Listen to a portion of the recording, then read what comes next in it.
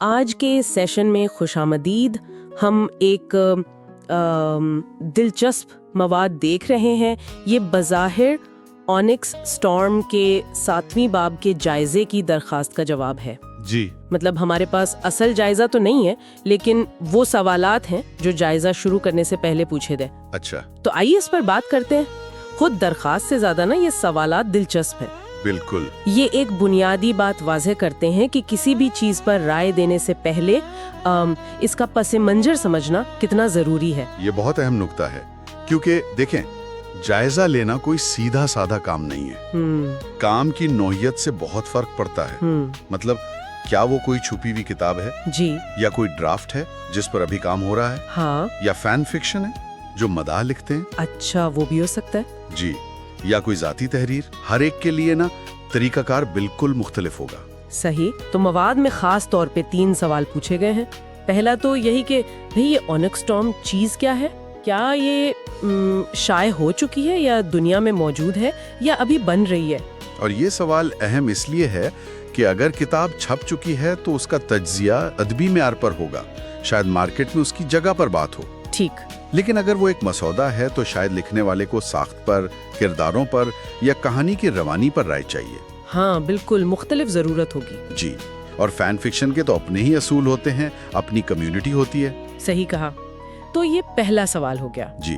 دوسرا سوال تھا کہ کس قسم کا جائزہ چاہیے؟ ہاں، یہ بھی بہت اہم ہے. کیا صرف خلاصہ لکھ دیں یا تنقیدی جائزہ لیں، مطلب اچھائیاں برائیاں بتائیں؟ یا پھر گہرائی میں جائیں؟ ہاں، موضوعات اور تکنیک کا گہرا تجزیہ، یہ واقعی دلچسپ ہے. بالکل، ہر ایک کا زاویہ الگ ہے. خلاصہ تو بس کہانی دہرانا ہے. تنقید میں پرکھا جاتا ہے طاقت کیا ہے، کمزوری کہاں ہے. ٹھیک. اور تجزیہ تو پھر گہرائی میں اترتا ہے، معنی، پیغام، لکھنے کا انداز. صحیح. تو اگر مقصد واضح نہ ہونا تو پھر رائے دینے والا بھی کنفیوز ہو سکتا ہے اور لینے والا بھی. ہاں، غلط فہمی ہو سکتی ہے. بالکل. ایسے سمجھیں کہ آپ کسی سے پوچھیں کہ راستہ بتا دیں تو یہ بتانا پڑتا ہے نا کہ جلدی پہنچنا ہے یا گھومتے پھرتے جانا ہے. صحیح مثال ہے. مقصد واضح ہونا چاہیے.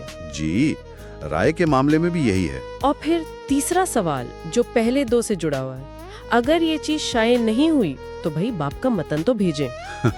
جی بالکل، یہ تو ظاہر سی بات لگتی ہے لیکن ضروری ہے. ہاں نا. بھئی جس چیز کو پڑھا ہی نہیں اس پہ رائے کیسے دیں گے؟ بالکل. اور یہ ایک اور بات کی طرف اشارہ کرتا ہے، فیڈ بیک مانگنے کے عمل کی طرف. اچھا، وہ کیسے؟ دیکھیں، اپنا کام کسی کو دکھانا اس میں ایک کمزوری کا پہلو تو ہے ہی. جی ہوتا ہے. لیکن اس کے ساتھ یہ بھی واضح کرنا چاہیے کہ آپ کو کس قسم کی مدد یا رائے درکار ہے. بغیر تیاری کے مانگنا نا اکثر مایوسی ہوتی ہے. صحیح. تو ان سب باتوں کا خلاصہ کیا نکلتا ہے؟ یہ چھوٹی سی بات چیت ہمیں یاد دلاتی ہے کہ اصل سوال کو سمجھنا کتنا ضروری ہے. ہاں، تبھی تو آپ کوئی قیمتی، کوئی مطلب کی بات کہہ سکتے ہیں. سیاق و سبق ہی سب کچھ ہے. بالکل صحیح.